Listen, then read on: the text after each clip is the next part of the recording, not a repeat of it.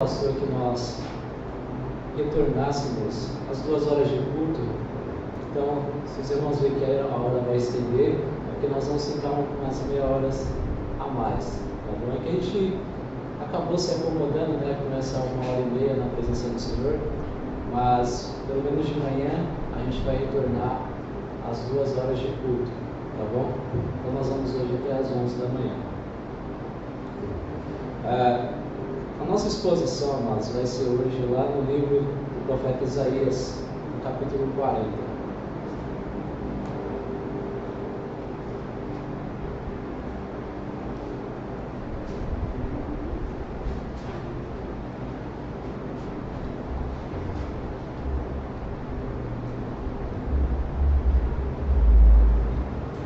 Isaías, capítulo 40.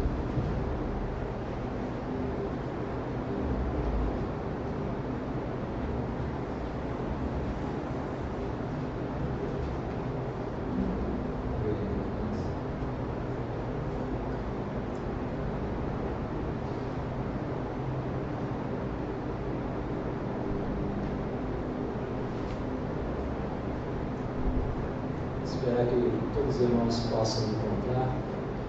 A gente está fazendo uma exposição.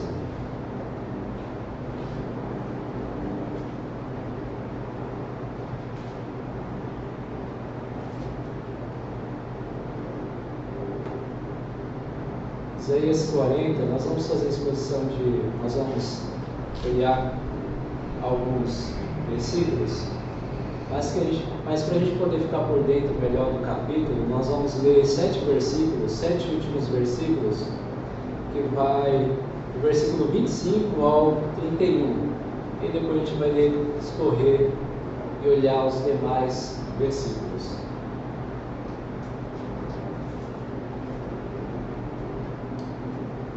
Isaías 40, versículo 25 ao 31.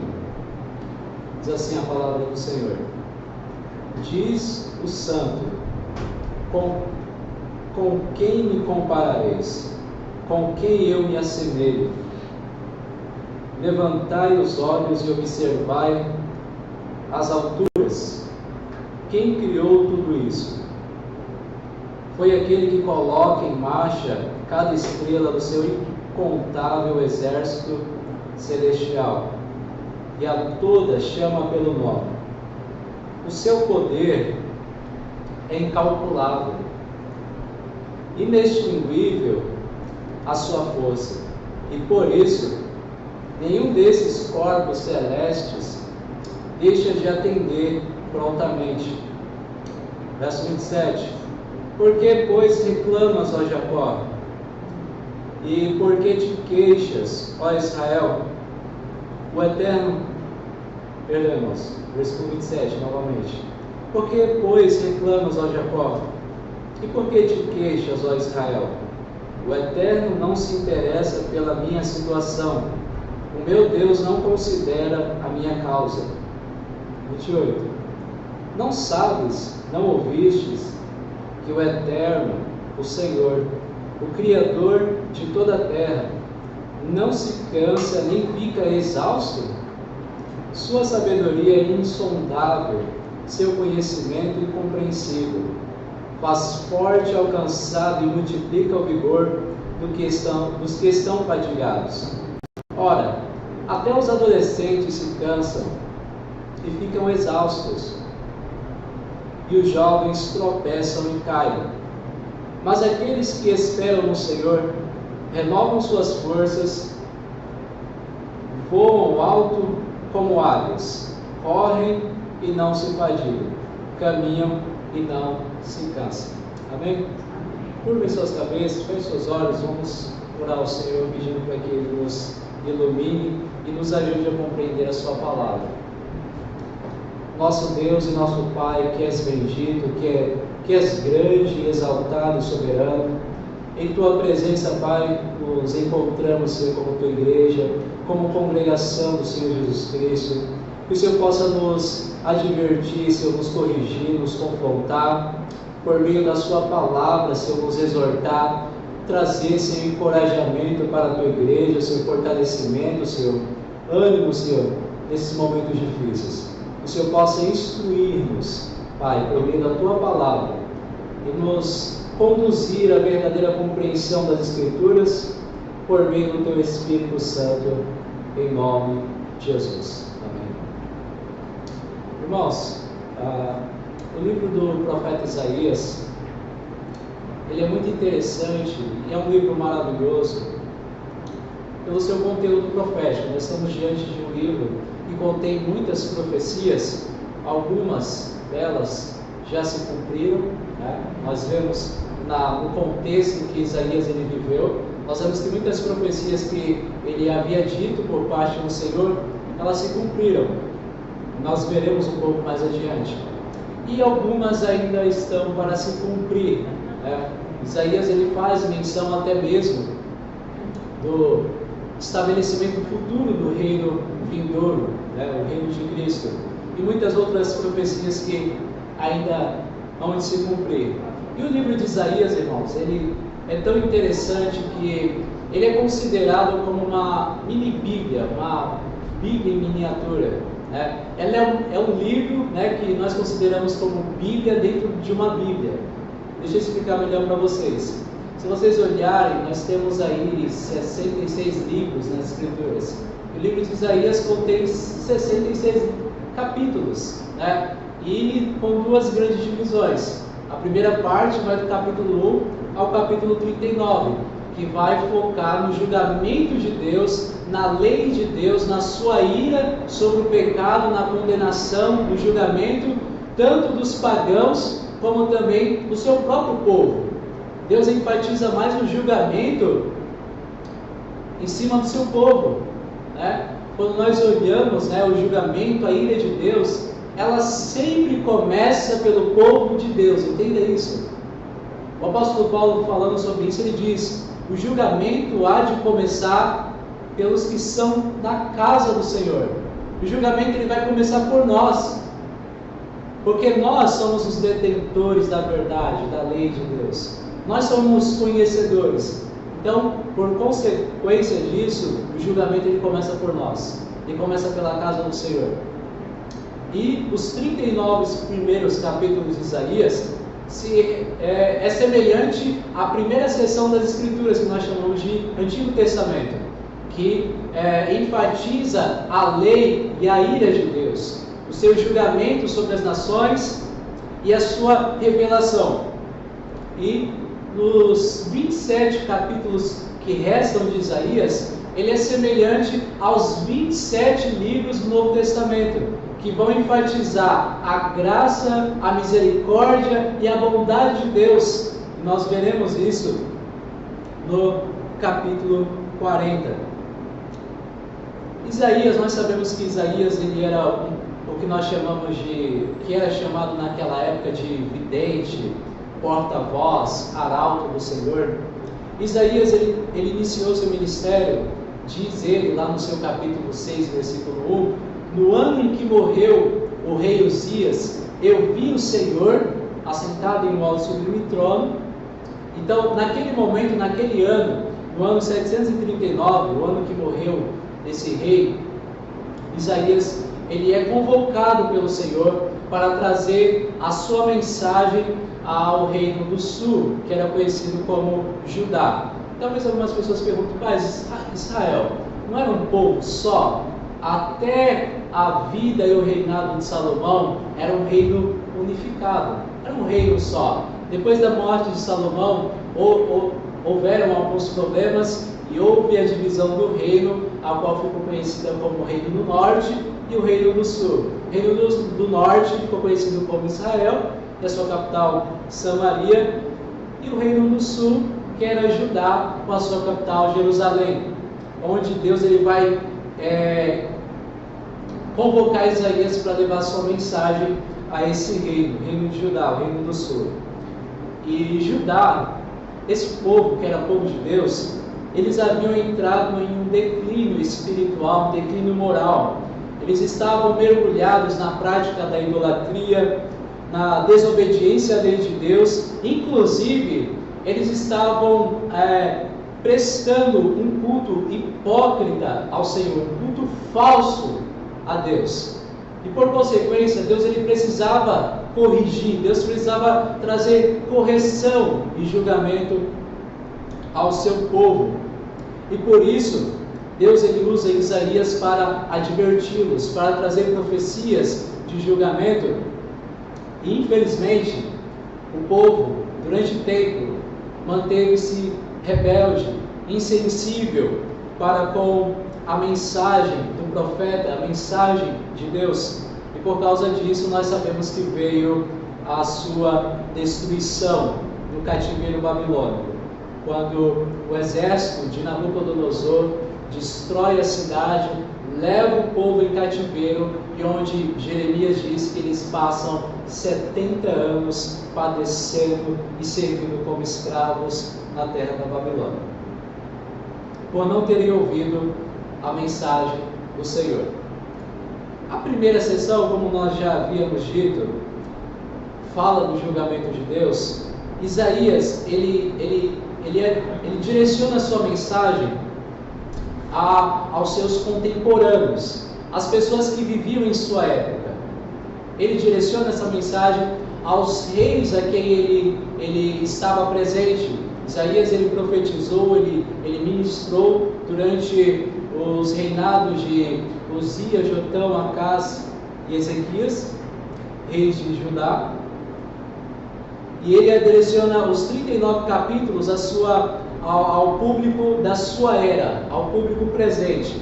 Já os 27 restantes capítulos de Isaías, que vai do 40 ao 66, ele direciona essa mensagem a um povo que ele nem irá ver, nem irá conhecer, que são aqueles judeus que sobreviveram ao cativeiro babilônico. Então, muitos anos depois é que essa mensagem foi reconhecida por aqueles judeus que haviam sobrado, a qual nós pensamos que era o remanescente, havia sobrado. E o profeta ele se dirige a essa geração futura de judeus que estavam arrasados, angustiados e sem qualquer esperança diante de um enorme e impossível desafio, que era voltar à sua pátria, reconstruir os muros de Jerusalém e reconstruir também o templo do Senhor que havia sido destruído. E o capítulo 40, como nós acabamos de ler aqui alguns versículos, ele é o início dessa segunda e mais importante sessão. Só que eu quero deixar bem claro, é como você pegar as Escrituras. Irmãos, o Novo Testamento ele só faz sentido, ele só tem importância se você olhar para o Antigo Testamento. O livro de Isaías é a mesma coisa.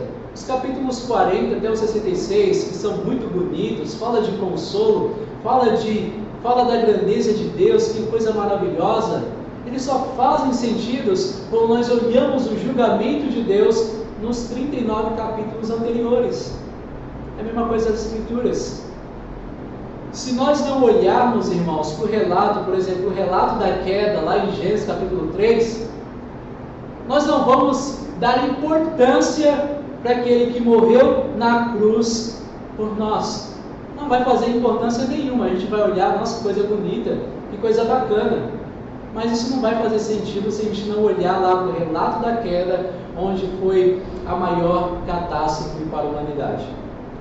E a partir do capítulo 40, nós chamamos essa sessão do livro da consolação. Ou nós poderíamos chamar também do Evangelho do Antigo Testamento, né? E ele vai tratar, como nós podemos enxergar, no versículo 1 do capítulo 40, está aí a introdução: consolai o meu povo, diz o vosso Deus. Essa sessão é uma sessão a qual Deus ele vai transmitir a sua mensagem de consolo ao seu povo. E eu fico maravilhado, irmãos, com essa atitude de Deus, porque apesar de seu povo ter pecado grandemente contra Deus, o Senhor, Ele mesmo, após um justo castigo, Ele consola, Ele cura as feridas do seu povo. Como Deus, Ele é um Deus tão bondoso e tão misericordioso, que nós insistimos em pecar, em quebrar a sua lei, mas Ele mesmo tomou a iniciativa de fazer expiação dos nossos pecados.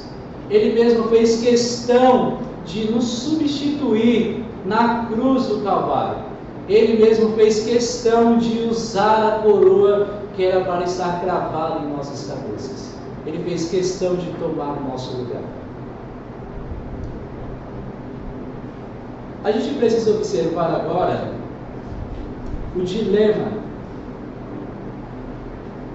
e as circunstâncias que aqueles judeus eles viviam após esses 70 anos de cativeiro, a qual trouxe muita amargura e tristeza. Os judeus que sobreviveram, irmãos, ao cativeiro babilônico, eles eram muito poucos, é o que a gente chama de remanescente, é o que sobra, é o que resta, é um pequeno número de judeus. E esse grupo de judeus, esse pequeno grupo de judeus, esse remanescente, eles estavam carregados de culpa ao olharem para o que eles haviam feito atrás.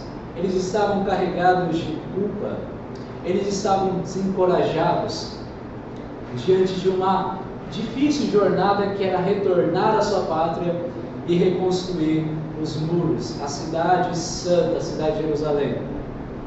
E também eles estavam tomados, irmãos, pela incredulidade. Eles achavam que os deuses pagãos, por exemplo, o Deus da Síria, o Deus da Babilônia, os deuses pagãos, eles eram mais fortes, mais poderosos do que o Deus de Israel.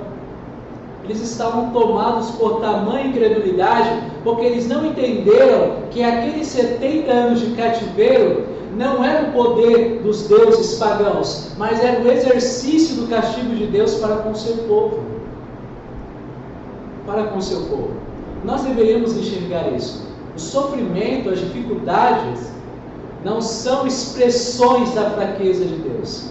São expressões do seu cuidado, da sua misericórdia e do seu amor. E por isso que Ele nos castiga sempre quando necessário. Sempre quando necessário. E eles não tinham esperança nenhuma. Não tinham. Diante da perspectiva humana.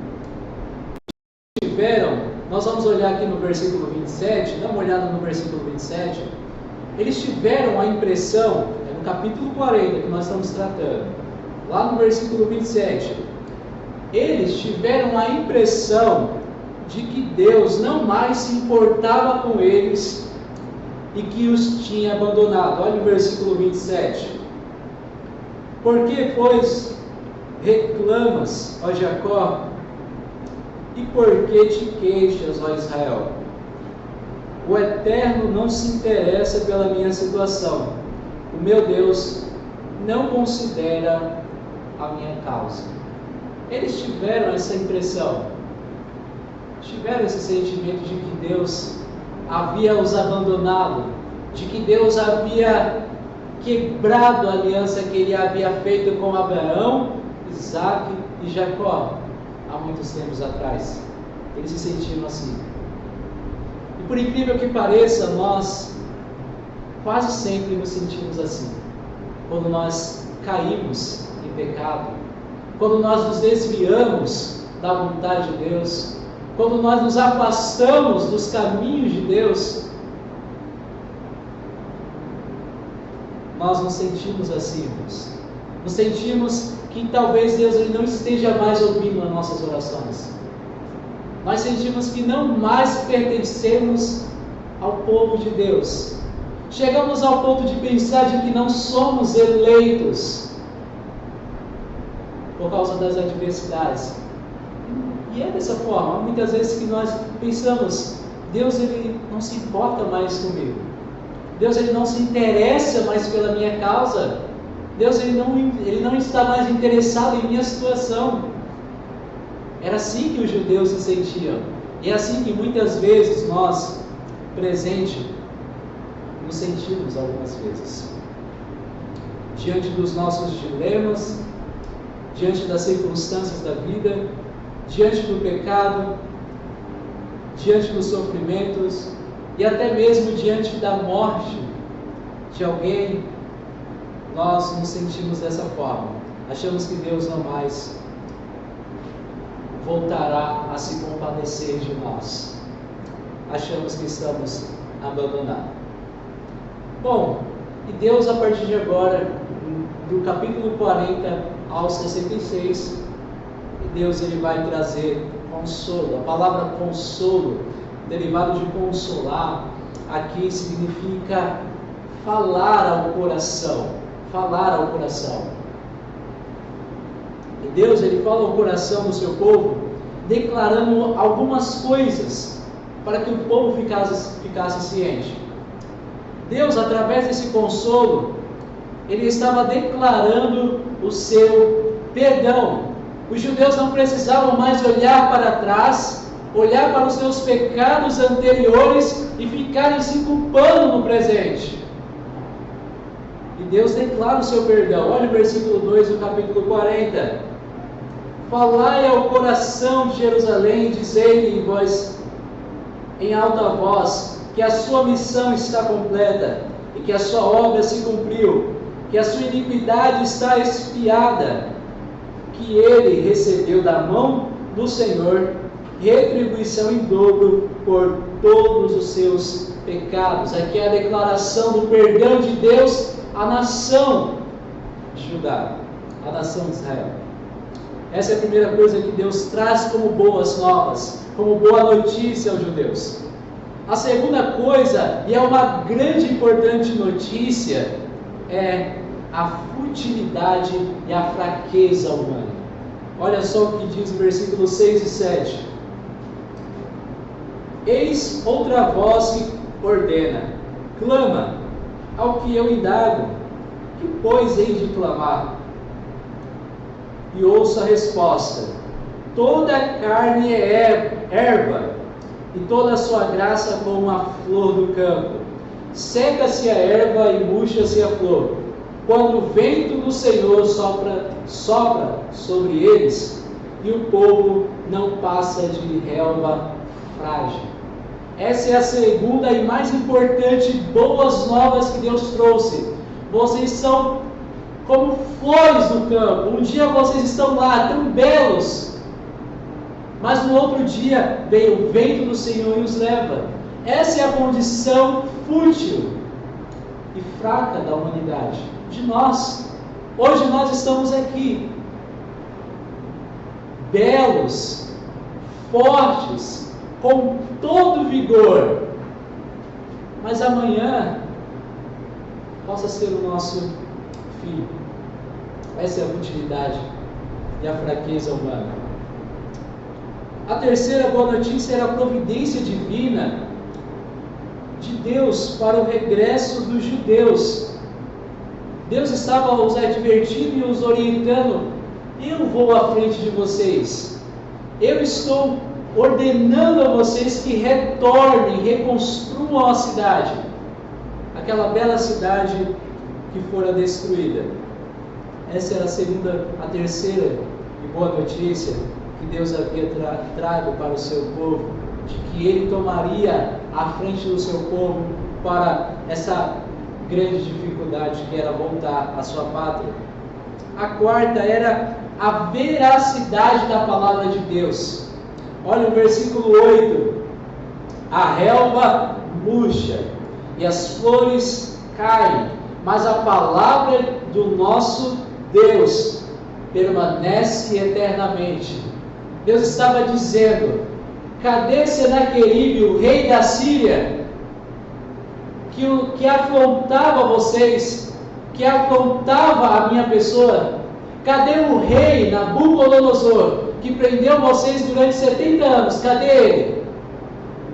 Foram todos embora. Mas a minha palavra, ela permanece eternamente. A palavra do Senhor, ela é fiel. Deus havia dito que o seu povo iria perecer, iria padecer, e foi exatamente o que aconteceu conforme a palavra do Senhor. Essa é a quarta boa notícia, a veracidade da palavra de Deus. Ela é fiel.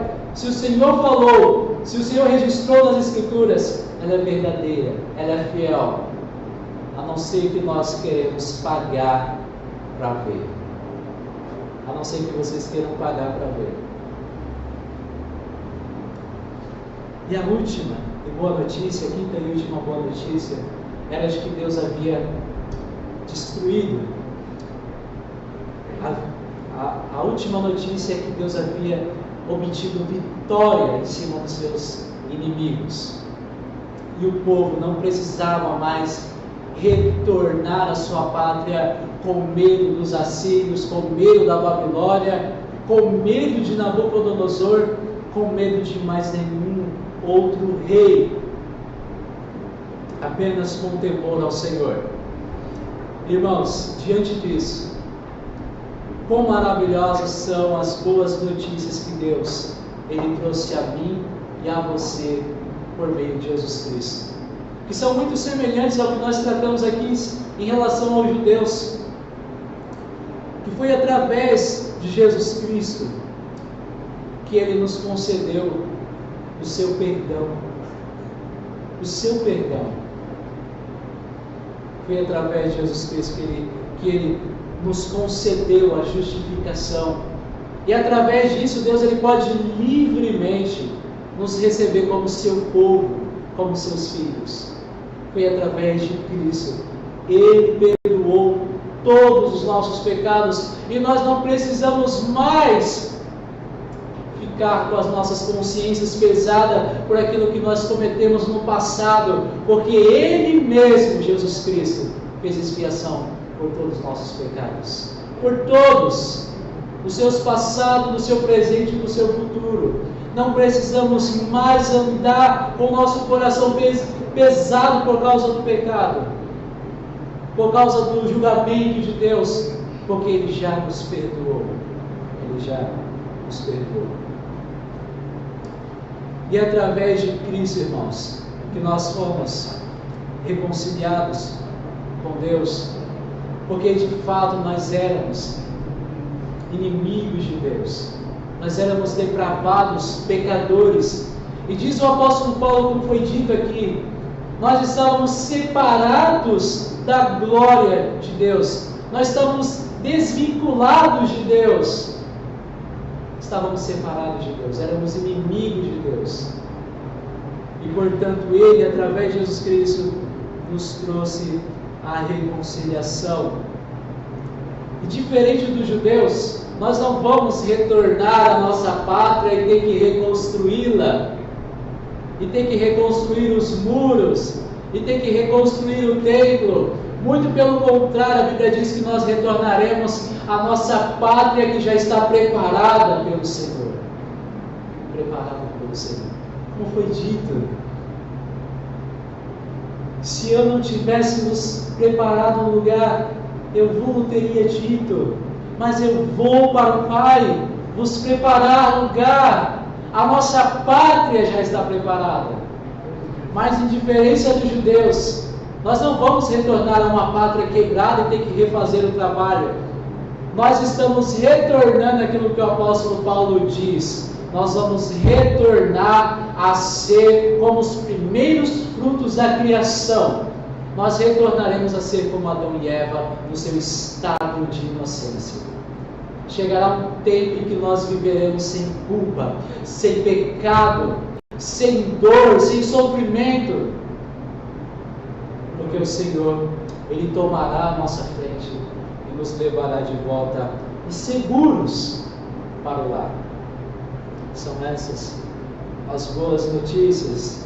E a semelhança da vitória que Deus obteve em cima do inimigo de Israel, a Babilônia, Deus, através de seu Filho, Ele esmagou o grande inimigo da humanidade, da criação de Deus. A Bíblia diz que Ele, Jesus Cristo, por meio de sua morte, Ele foi ferido no calcanhar, que é uma ferida dolorosa, causa muita dor, A Bíblia diz que ele foi ferido no calcanhar, mas com esse pé ferido no calcanhar, ele esmagou a cabeça da serpente. Ele destruiu o poder de Satanás, que usava como engano sobre toda a humanidade, enganando todos os homens, como aconteceu com os nossos pais, Adão e Eva. A Bíblia diz que ele destruiu todos esses poderes e fez deles um espetáculo através da sua triunfosa morte na cruz do Calvário. Ele destruiu o nosso inimigo e, portanto, não podemos mais viver com medo do inimigo, não podemos mais viver com medo da morte, não podemos mais nos submeter à escravidão do pecado. E agora, do versículo 12 ao versículo 31, nós vemos a grandeza de Deus. Aqui, o remanescente de Israel, aquele pequeno grupo de judeus, eles foram encorajados a desviarem os seus corações das suas circunstâncias, do seu sofrimento, das suas angústias, e a olharem a partir de agora para o Deus Todo-Poderoso. Foi essa a exortação do capítulo 12, do versículo 12 ao versículo de 31. Essa exortação: parem de olhar para a miséria, parem de olhar para a vossa miséria, parem de olhar para o monturo que está em Jerusalém, a cidade santa. Olhem para mim, diz o Senhor. Olhem para o Senhor. Essa era a exortação que o Senhor estava trazendo através do profeta Isaías para esse remanescente, pois naquela situação, naquelas circunstâncias, somente em Deus havia consolo, restauração e havia fonte de fé para aqueles exilados. E não é diferente de nós, irmãos. Há situações e circunstâncias na nossa vida, irmãos, que a única solução é nós olharmos para o Senhor e confiarmos na sua grandeza e no seu poder. Há coisas na nossa vida que são impossíveis, que nos desencorajam, que nos afligem e que querem nos fazer desistir. Mas olha a exortação: olhem para o Senhor, olhem para o seu poder e para a sua grandeza. Ele começa com uma série de perguntas, versículo 12 ao 14. Ora, dize-me, quem pode medir as águas na concha de suas mãos? Quem conseguiu avaliar a extensão dos céus a palmos? Medir o pó da terra com o alqueire, ou calcular o peso da terra, ou ainda pesar as montanhas na balança e as colinas nos seus pratos? Quem teve acesso à mente do Espírito do Eterno? Instruiu-lhe com seus conselhos? Quem teve a capacidade de lhe dar lições, ensinamentos e esclarecimentos? Quem o orientou a julgar com justiça? Quem lhe ministrou conhecimento e lhe indicou o caminho da sabedoria? Essa aqui é a primeira série de perguntas de Isaías a esse remanescente. E essas perguntas aqui, ela tem uma única finalidade, uma única pergunta só. Quem? Essa pergunta que tem que pairar sobre o nosso coração. Quem é como o nosso Deus? Essa pergunta aqui, resumindo, é essa pergunta que Isaías queria fazer. Quem é como o nosso Deus? Quem é como o nosso Deus? Essa é a primeira parte. A partir do versículo 15 ao 17, Isaías ele vai mostrar que esse Deus, que é incomparável, ele vai mostrar que ele é maior do que qualquer coisa sobre a terra. Olha só, 15 ao 17. Na verdade, todas as nações do mundo são como uma gota d'água num balde, como um grão de poeira na balança, o Eterno carrega as ilhas distantes, como se fossem grãos de areia. Em toda a região do Líbano, não há animais suficientes para realizar um sacrifício como Deus merece, nem mesmo árvores suficientes para queimar este holocausto. Diante da presença do Eterno, todas as nações são como nada. Para ele são sem valor e menos que nada. Deus, ele é maior que tudo. Isaías deixa bem claro, Deus, ele é maior do que todas as nações do mundo. Ele é maior do que o universo criado. E ele é maior do que os deuses pagãos. E Isaías, ele deixa bem claro, o valor desse Deus é incomparável, é infinito. O valor desse Deus é incalculável.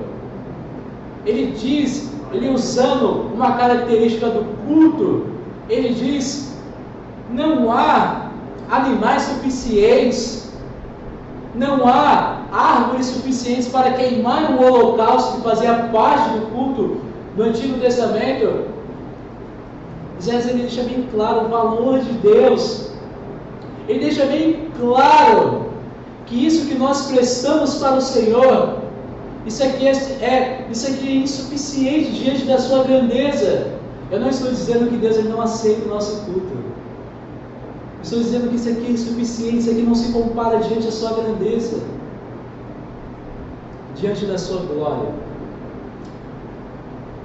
Deus, ele é incomparável. Isaías, ele deixa bem claro, Deus, ele é incomparável. Porém, nós somos comparável a diversas coisas, diz a Bíblia, diversas coisas que descrevem a nossa fraqueza, as nossas debilidades. Mas talvez você me pergunte, peraí, mas a Bíblia não compara Deus a um pastor de ovelhas? Ele não cuida do seu rebanho? Ué, a Bíblia não compara Jesus Cristo com uma galinha que acolhe os seus pintinhos debaixo de suas asas? Ué, como é que você está dizendo que Deus, ele não se compara? Isso são imagens e expressões, irmãos, do cuidado e do amor de Deus. Isso sempre vai enfatizar um atributo de Deus. Mas isso não são comparações de Deus. Mas diferente de Deus, nós somos comparáveis. E isso a despeito da nossa fraqueza, das nossas debilidades. A Bíblia, ela nos compara. Isaías diz que nós somos comparados à flor do campo. Um dia nós estamos lá tão belos, né? Como aqueles belos lírios dos vales, dos campos. E no outro dia nós murchamos e morremos. A Bíblia nos compara com uma gota d'água num balde, minúscula. A Bíblia também nos compara como um barro, um material tão humilde, tão barato, e até mesmo com um minúsculo grão de poeira da terra. As Escrituras nos comparam. Mas Deus, ele é incomparável em sua grandeza, em sua pessoa. Isaías deixa bem claro. E agora, Isaías, ele vai mostrar uma acusação de Deus para com o seu povo. Aqui há, no versículo 21, aqui uma acusação de Deus pela descrença do seu povo na revelação de Deus, na revelação da sua pessoa.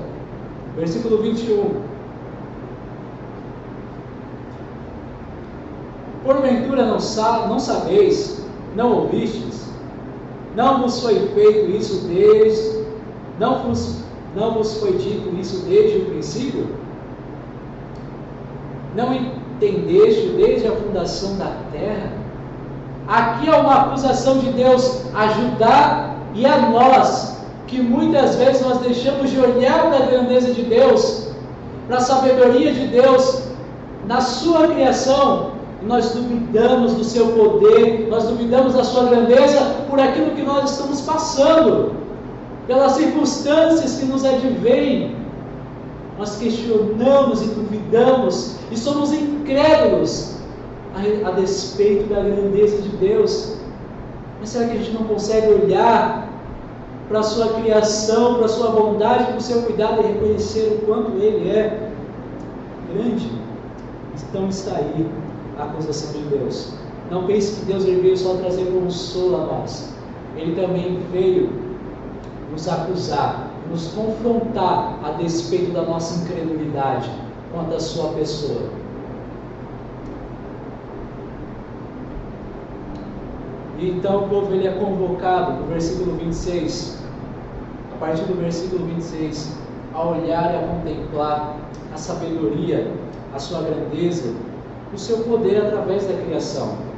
Aí no versículo 26, levantai os olhos e observai as alturas. Quem criou tudo isso? Foi aquele que coloca em marcha cada estrela do seu incontável exército celestial. E a todas chama pelo nome, o seu poder é incalculável, inextinguível a sua força. E por isso nenhum desses corpos celestes deixa de atender prontamente, deixa de o atender prontamente. E então, nós já vimos a queixa que pairava, o dilema que pairava no coração desses judeus e que também quase sempre paira no nosso coração, né? Que era a queixa: o Senhor não olha mais para o meu sofrimento, o Senhor não se importa com a minha situação. E os judeus, aquele remanescente, ao invés de louvarem ao Senhor, eles se queixavam, porque parecia que Deus agia como se não se importasse com eles. Mas a Escritura ela deixa bem clara, lá em Lamentações capítulo 3, Lamentações de Jeremias, capítulo 3, versículo 39, diz assim: como pode então o homem reclamar quando é punido por seus próprios erros e pecados?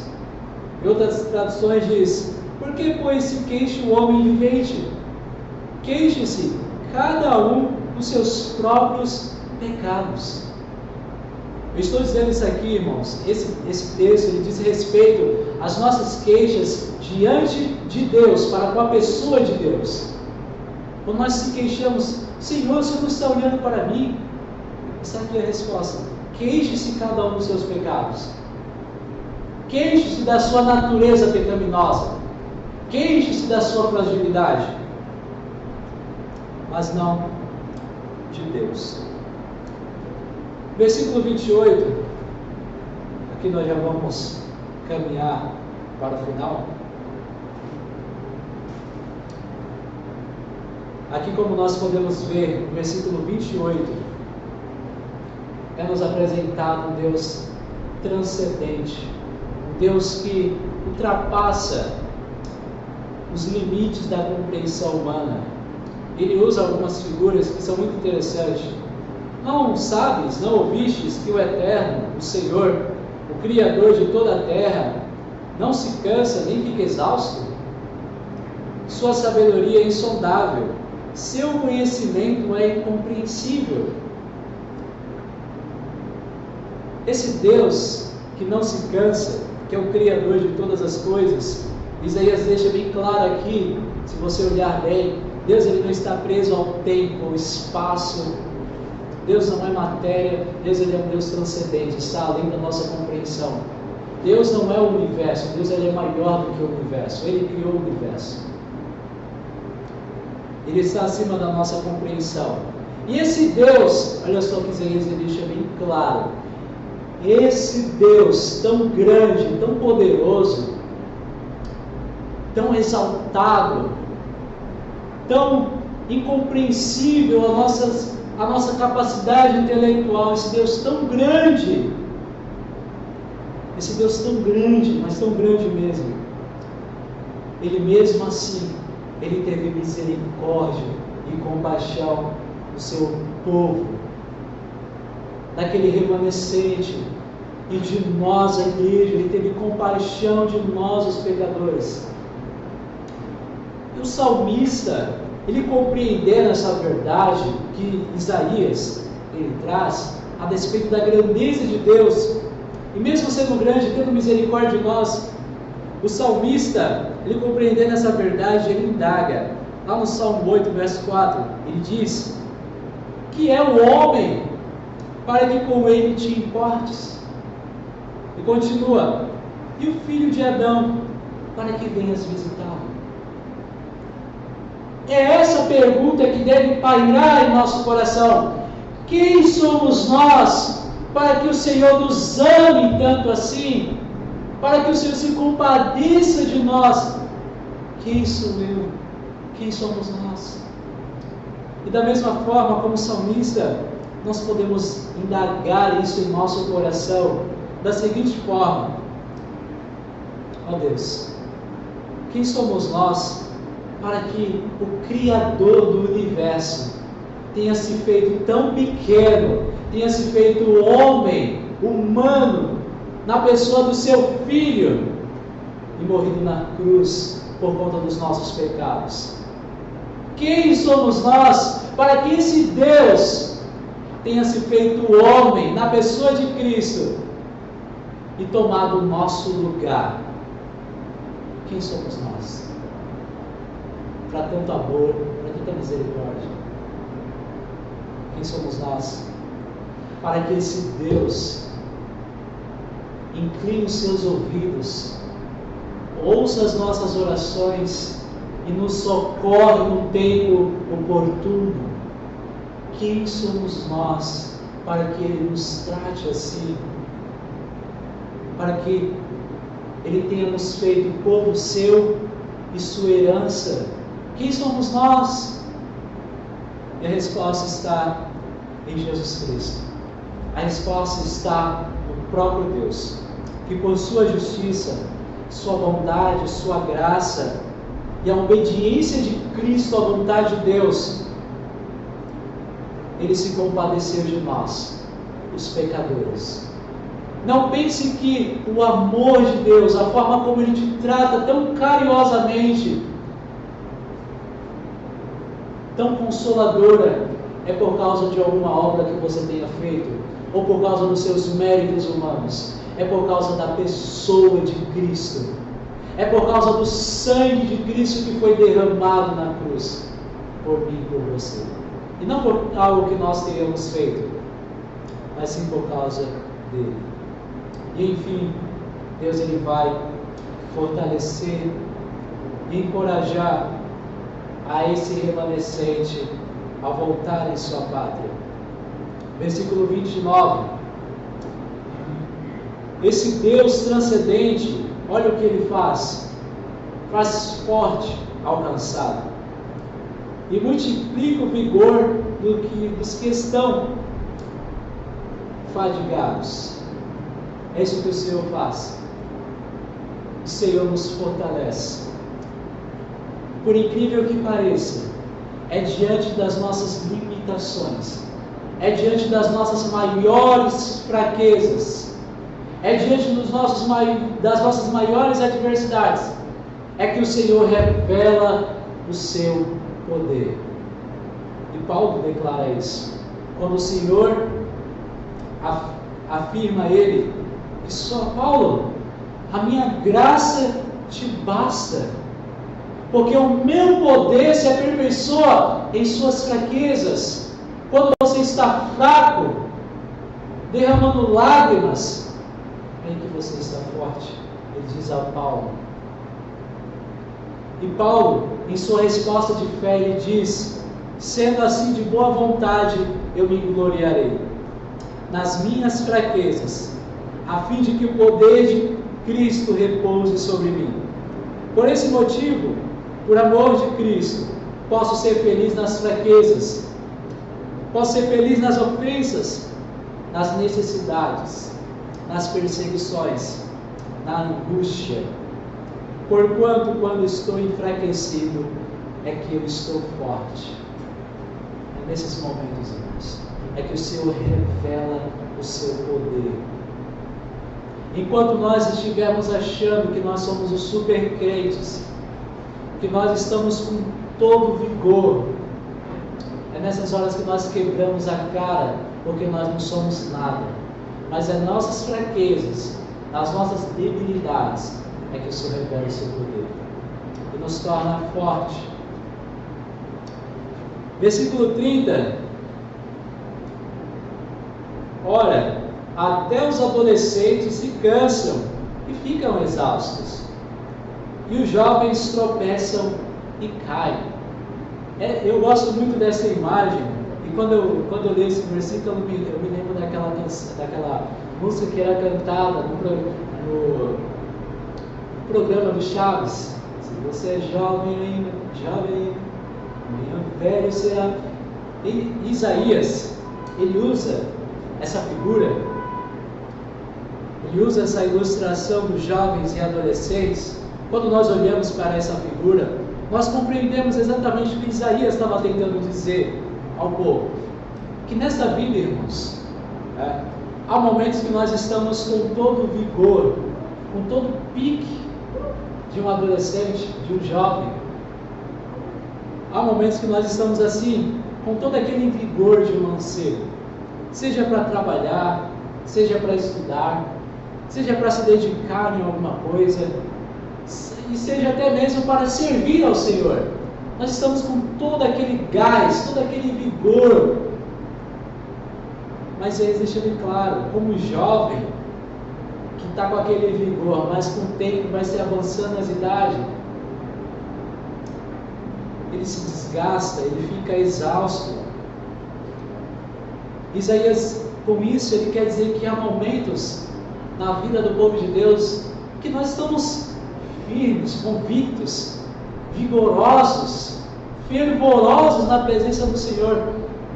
Mas chega momentos, irmãos, que nós caímos, que nós ficamos exaustos, que nós dizemos: eu não aguento mais.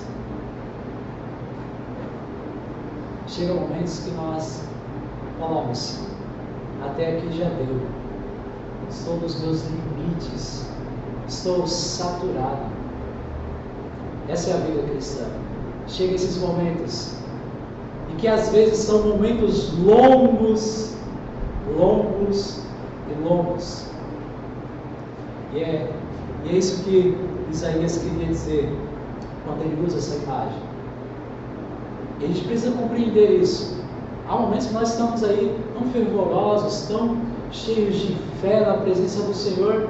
Chega momentos que a gente não quer nem vir para a igreja, não tem mais nem alegria em louvar ao Senhor. A pregação está tão chata, termina logo, e aí por diante. E olha só o que diz o versículo 31, para a gente finalizar. Mas aqueles que esperam no Senhor renovam suas forças, voam alto como águias, correm e não se fadigam, caminham e não se cansam. A Escritura está nos dizendo, irmãos, que vai chegar esses momentos em que você vai pensar em desistir. Vai chegar a pensar em desistir. Mas é nesses momentos em que o Senhor, Ele irá renovar nossas forças. Seja por algum meio, o Senhor, Ele vai renovar as nossas forças. E Isaías, ele usa o verbo esperar, empregado, que aqui é empregado por Isaías. E Isaías, ele não sugere, irmãos, que nós, ao esperar no Senhor, nós nos assentemos, cruzemos os braços e esperemos, sem fazer nada. Esperar aqui é ter esperança no Senhor. E ter esperança no Senhor é ter esperança nas suas promessas, na sua palavra. É buscá-lo em oração. É nos fortalecermos na oração e promovermos a glória dele. Buscarmos, continuando, promover a glória dele, mesmo diante das adversidades. Quando eu falo sobre isso, eu me lembro de Abraão. A Bíblia diz que, lá em Hebreus, diz que Abraão lutava contra todos os prognósticos. Aqui são todas aquilo que dizia que iria dar errado. A mulher estéril, ele era avançado em idade, não havia recebido as promessas do Senhor, tudo apontava, dizendo que não ia dar certo. que ele não ia para frente, que as promessas do Senhor não iriam se cumprir em sua vida e em seus descendentes. E muitas vezes nós temos que ter esperança no Senhor, mesmo quando tudo diz que não, mesmo quando tudo aponta dizendo você vai fracassar, pare, desista, vai dar errado. É nesses momentos que nós precisamos promover a glória do Senhor.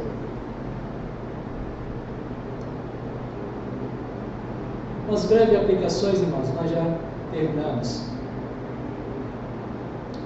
Aliás, apenas uma aplicação, para que a gente não tome assim o tempo da oração. Hoje nós teremos 15 minutos de oração.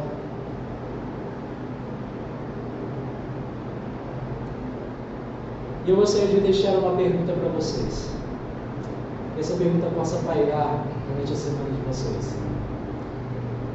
Vocês acham que o Criador do Universo, que criou todas as coisas, Todo-Poderoso, que criou e sustenta a sua criação, a Bíblia diz que Ele alimenta as aves do céu. Esse Deus Todo-Poderoso alimenta as aves do céu. Ele veste a erva do campo. Ele cuida da plantação, Ele cuida de sua criação. Esse Deus que conhece a quantidade de fios de cabelos que nós temos em nosso couro cabeludo. Esse Deus que a Escritura diz que chama as estrelas pelo seu nome.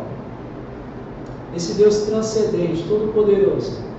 Você acha que Ele não conhece os seus dilemas, o seu sofrimento, as suas angústias? Você acha que esse Deus onipotente, onisciente, onipresente, Ele não conhece a sua situação e Ele não se importa com você? Você acha que esse Deus que nós acabamos de tratar aqui, e que Isaías descreve, dizendo que comanda o universo, que rege o povo celestial, que alimenta a sua criação, que conhece os fios de cabelo que nós temos em nosso couro cabeludo, você acha que esse Deus não se importa com a nossa escassez, com a nossa humilhação? Você acha que Ele não está vendo a sua situação? Então que essa pergunta possa ficar no coração de vocês, e responda isso em seu coração ao Senhor. Vamos orar, e logo após nós encerraremos e também ofertaremos na presença do Senhor.